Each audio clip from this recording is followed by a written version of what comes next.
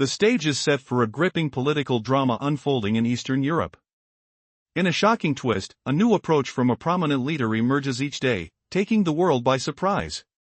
Recently, the leader revealed plans to inject a staggering $36 billion into weapon production, yet where this money originates remains cloaked in mystery.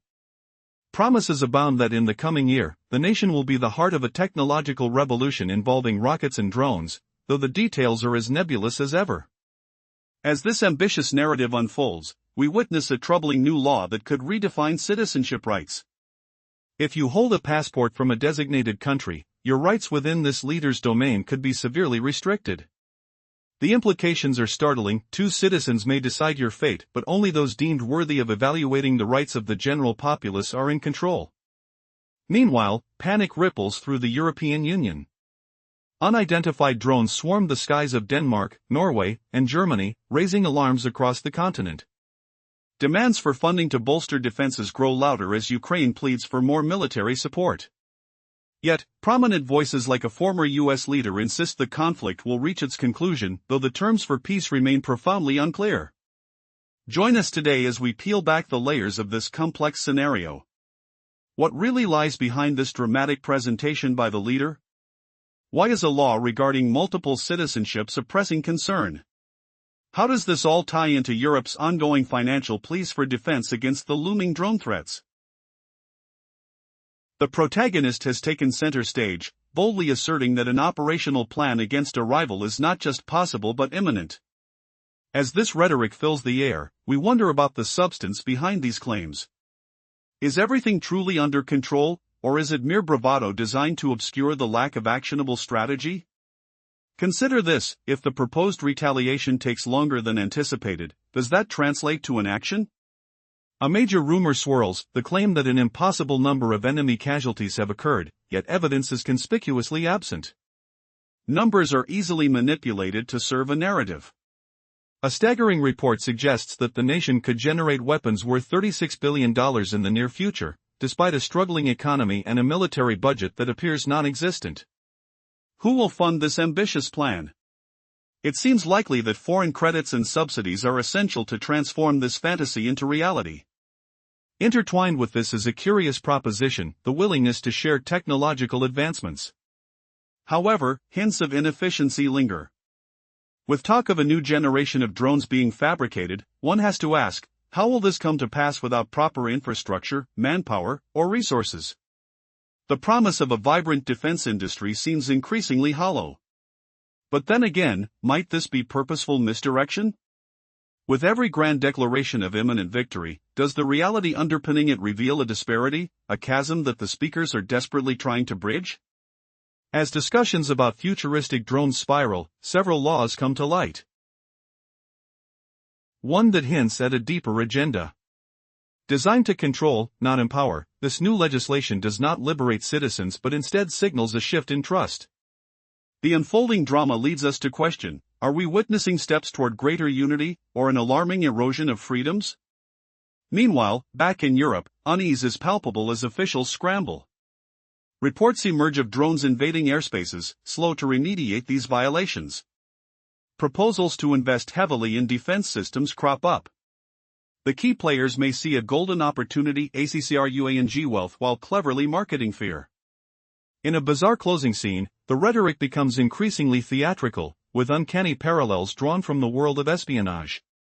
Accusations that signals of rivalry are concealed within friendly gestures disturbingly blend fiction with political strategy. So, what's next? Is this dramatic play leading us to a climactic showdown or a deeper entanglement of alliances? Prepare for more twists as we delve into the heart of this unfolding story that resonates with incalculable implications for the region and beyond. In the chaotic tapestry of ongoing conflict, promises swirl like autumn leaves, uncertain yet captivating. Amidst claims of overwhelming victories, one figure remains persistent: Zelensky. Each announcement raises more questions than it answers, as the narrative constantly shifts. What underlies this torrent of rhetoric? Is Ukraine truly prepared for the monumental leap into a new era of weaponry? Zelensky has declared that Russia has suffered staggering losses: 12,000 soldiers in battle. Yet, destiny hangs on the thread of verification. Numbers sound appealing, but do they hold weight? Meanwhile, he claims that next year, Ukraine will require an astounding $35 to $36 billion for weapon production. The million-dollar question lingers: where will this money come from? With internal resources stretched thin and the West's support fading, how is this ambitious goal to be realized? During a recent gathering, Zelensky outlined his intentions, hinting at a collaboration with the West to foster joint production projects. Curiously, he mentioned advancing humanitarian drones but left details shrouded in mystery. Imagine a city buzzing with innovation, yet, the dream falters against the cold reality: a lack of factories, skilled labor, and essential resources like electricity. It raises an astonishing paradox: how can a robust defense industry emerge from such barren soil? It feels as if each proclamation of triumph only echoes through vast, empty woods. Daily, there are grandiose promises, yet the fundamental uncertainties remain. What comes next? In a whirlwind of strategy reminiscent of a high-stakes chess game, Zelensky appears to evade clear answers. His communication may be polished, but does it genuinely conceal strategic plans, or is it merely smoke and mirrors? Amidst this uncertainty, Zelensky's new law concerning citizenship shows another layer of complexity. At face value, it appears as a step toward European integration, granting Ukrainians dual citizenship and more freedom. However, dig a bit deeper, and a startling truth emerges. This isn't so much about expanding rights, it's about control. Now, for those holding dual passports, what used to be a gateway to opportunity may turn into a minefield. If your other nationality belongs to a country deemed unfriendly, the repercussions could be dire. Your status could shift, transforming from a citizen to a potential suspect in the eyes of the government. With a flick of a bureaucratic pen, what once felt like freedom could dissolve into uncertainty. As a notable shift occurs within the European landscape, officials grow apprehensive. Reports of drones, likely of Russian origin, invade the skies of northern Europe. Alarm bells ring as they scramble to address perceived threats. The chilling sound of urgency fills the air, mingling with the tension of mounting budgets for defense. In this dance of uncertainty, one truth rings clear: the fear of conflict fuels an endless cycle of funding. But will this perpetual state of alarm result in progress, or will it ensnare Europe in a web of anxiety, where every shadow is examined for a potential threat? As Zelensky speaks of unity and support, disquiet lingers. Will the impending future deliver hope or chaos? The next curtain rise holds countless possibilities, and the stage is set for an unpredictable narrative. The line between strategy and spectacle feels blurrier than ever. Can true victory emerge from this intricate game of shadows? What unseen twists await as the pieces continue to move? In the previous segment, we explored the implications of emerging military technologies, focusing on the echoing promises of new victories but ultimately uncovering a disconcerting void in action. While optimistic speeches filled the air, there loomed a haze of uncertainty about future strategies and decisions. Now, the spotlight shifts to a new law enacted in Ukraine, stirring mixed feelings across the political landscape. At first glance, this legislation appears to herald freedom, the chance for citizens to hold dual passports, enabling them to reside in foreign lands without fear of repercussions. But delve deeper, and a stark reality emerges: this isn't merely about liberation, it's a mechanism for control. Imagine living overseas, holding a dual passport from a country in favor, perhaps a friendly European nation. However, if political tides turn, that passport could become a double-edged sword. Consider the shifting definitions of loyalty. Certain countries may soon fall under an ominous not friendly classification. What happens then? A web of complex regulations unfurls, threatening to restrict services, block transactions, and classify individuals as potential threats based solely on their nationality or current residence. A person who spent years abroad supporting Ukraine could suddenly find themselves branded a suspicious military citizen, subject to the whims of a newly empowered authority. This law, meticulously drafted, provides the state with tools for selective punishment and governance, allowing them to dictate who belongs and who doesn't. Picture a scenario where dual nationals, such as those holding Hungarian and Ukrainian passports, are scrutinized, while their peers living in seemingly liberal nations like Canada might bask in the illusion of freedom. legal experts have labeled this initiative an explosive move, fragmenting national identity along geopolitical lines. The implications resonate like a warning bell. The document is less about integration with Europe and more about reinforcing boundaries: who can stay, who must go, and how loyalty is defined in a modern conflict. Amidst this chaos, the mood across Europe is equally fraught. Officials are sounding alarms over unidentified drones traversing the skies of North Europe, raising serious concerns about security. This isn't just military posturing, it's a clarion call for heightened vigilance and additional funding for defense. But as fear mounts, one question lingers: will Ukraine's struggle for identity and sovereignty become a pawn in a broader geopolitical chess game? With each passing day, the stakes grow higher, as the specter of escalating conflict looms ever closer. What will happen when these tensions explode? Stay tuned as we dig deeper into the layers of deception, betrayal, and unanticipated alliances. Can hope survive amidst this tangled web of national pride and international scrutiny?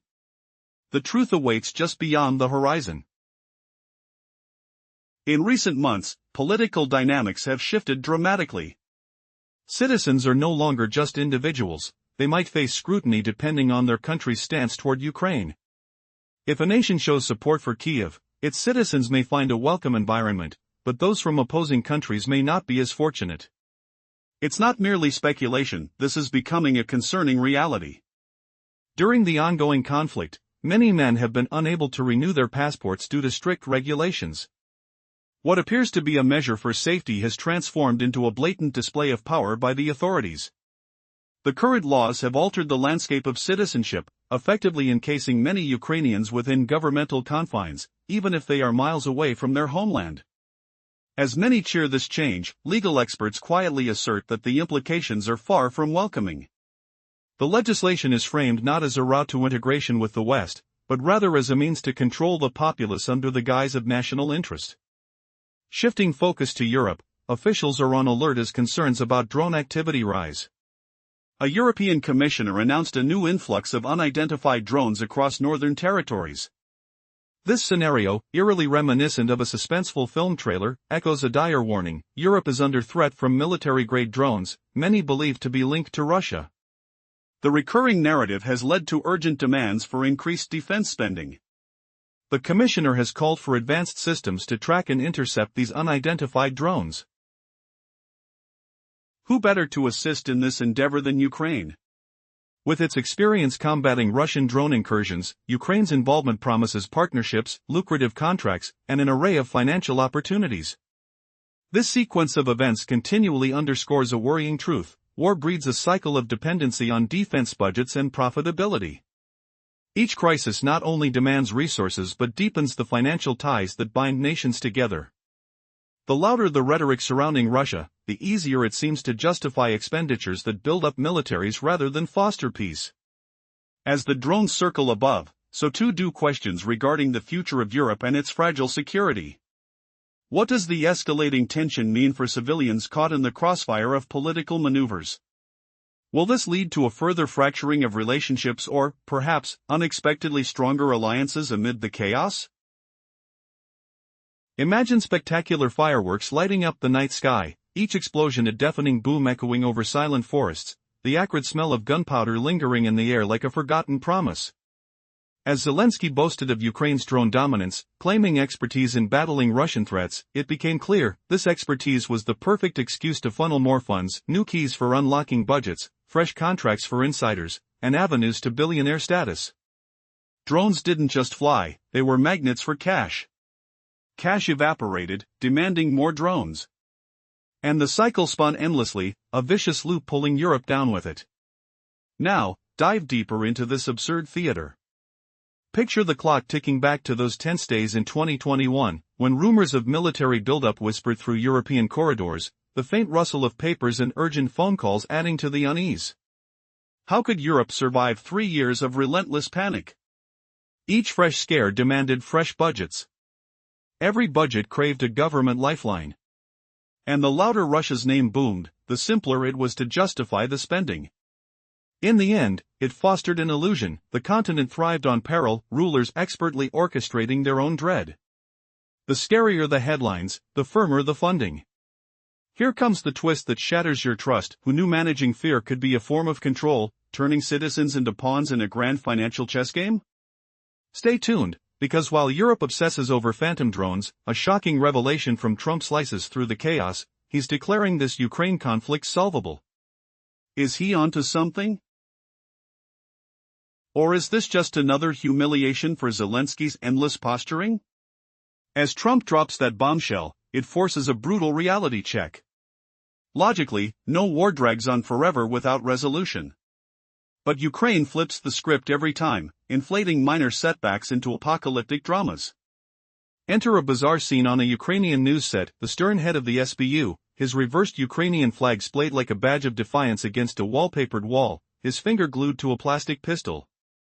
He leans forward, eyes wide, claiming Putin slipped Trump a poison gift under the guise of a friendly handshake. Live healthy, he intones dramatically, as if quoting a villain from a spy novel. In his twisted logic, those innocent words scream lethal intent, a coded threat of arsenic-laced annihilation. Not analysis, just laughable vaudeville, branded as Ukrainian intelligence secrets. And here's the kicker, these out-of-touch operatives, long expelled from real security roles, now peddle wild tales of nutmeg plots, upside-down flags, and Putin's eerie signals. Imagine the studio lights flickering, the low murmur of disbelief from the audience, the palpable chill of incredulity hanging thick as stale cigarette smoke. What twisted genius concocts this nonsense? Who lets such clowns hijack serious discourse, humiliating real strategists in the process? Cliffhanger alert, just when you think the lunacy peaks here, another figure steps into the fray, an eccentric expert crammed into a bizarre pink suit, his expression dead serious, pitching something that defies all reason. This pink-suited visionary boldly urges the Americans to arm Ukraine with submarines, enabling launches of cruise missiles straight into Russia's heart from a Ukrainian vessel.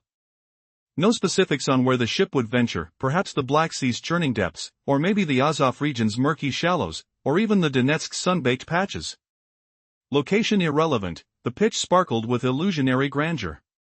The journalist opposite, caught off guard, sits stunned in oppressive silence, the room's air thick with unspoken judgment. You can almost hear the collective gasp, the creak of chairs shifting uncomfortably. And in that frozen moment, it felt like someone might blurt, "Let's just build that ship now and sail into glory." But he rambles on, undeterred, insisting our sailors could pilot an American sub with mere 2 or 3 months of training. Picture the hurry, high-tech strikes honed in Mykolaiv, ready to deploy in weeks, targeting Russian soil from these mythical subs on Olashosa or whatever distant waters. Rhetorical bombs detonate here. Why entrust such fantasies to leaders who turn global negotiations into theatrical flops? Feel the sting of humiliation as Zelensky's crew mouths off, their words evaporating like mist over a battlefield littered with shattered promises. Who truly controls this puppet show, and what unforeseen betrayal lurks when the training wraps? Buckle in, the shock keeps mounting, unveiling layers of deceit you never saw coming. The smell of betrayal. In the previous segment, we explored a striking situation involving the potential military strategies of Ukraine. The discourse proposed that Ukrainian sailors could launch advanced naval operations with merely a few months of training, hinting at an ambitious framework shaping its defenses. The media landscape was captivated, portraying these proposals as if they were part of a theatrical performance, drawing attention to the surreal yet pressing nature of these military discussions. Now, let's delve into the unfolding narrative. Can our sailors truly prepare to launch American vessels in just 2 or 3 months? Picture the once vibrant shores, now echoing with hushed debates, as discussions of military prowess grow ever bolder. With threats looming, a chorus of military advisors proclaims audacious plans. They speak of drones and missiles, bantering over logistics with a confidence masked in absurdity. Under the dim studio lights, it feels almost like a play, each participant dutifully playing their part, spinning tales of aircraft advancements like the Yak-38, and the relentless march toward the unknown. And yet, amidst this theatricality, a deeper resolve stirs. President Zelensky is pivoting from promises of military engagement to economic ambition. Amidst all the bravado, there's an announcement, a staggering $35 to $36 billion plan for a defense initiative that aims to redefine the nation's military-industrial complex. However, a chilling question arises, from where will this money come? Even the Western budget seems strained, yet the rhetoric of innovation flows freely. declaring that Ukraine stands ready to share its technologies and foster local production. But what's behind this promise? Perhaps it's a clever facade hiding a reliance on foreign aid and components, wrapped in the guise of sovereignty but still tied to external powers. The reality is stark: much of the manufacturing capacity lies in ruins, and without essential resources like electricity and fuel, these grand plans edge closer to fantasy than reality. In this unfolding saga, we witness a dance between hope and despair, the nation struggling to rise from the ashes of conflict, crafting a narrative of ambition amid chaos. The future hangs in a fragile balance. Will these promises translate into reality, or will the weight of expectation crush the fragile dream of a revitalized Ukraine? The tension builds, urging one to ask, is this truly a strategy for victory, or merely a mirage in a desert of uncertainty? In the last segment, we delved into Zelensky's ambitious claims about Ukraine's potential for weapon production, despite the grim reality of crippled infrastructure. He suggested that such efforts symbolize economic revival. Yet, half of Ukraine's production capabilities lie in ruins, raising questions about the plausibility of these bold declarations. The looming question remains: can drones truly substitute for essential needs like food? As discussions shift towards industrial-grade drones and missiles, it appears more like a theatrical display than a viable strategy. Each claim, whether about enhanced military capabilities or economic resilience, has a tinge of PR magic, designed to impress but potentially misleading. With photographs intended to showcase progress frequently falling short, the risk of presenting a facade rather than genuine developments becomes starkly apparent. This is the new economy, one where the narrative of production is spun, yet reality tells a different story. Zelensky's projections create an impression of action and control, masking the underlying struggles of a nation caught in turmoil. With grand pronouncements, he seeks to paint a resilient picture of Ukraine to the world, bolstering hopes for support, even as the fabric of reality frays beneath. Yet, as each dramatic presentation unfolds, the unpredictability of the situation ramps up. Is this mere misdirection to buy time while deeper issues simmer beneath the surface? The stakes are high. How long can this illusion sustain itself before the harsh truths emerge? As we await future developments, the question resonates: will Ukraine emerge stronger or simply reveal the cracks in its strategy?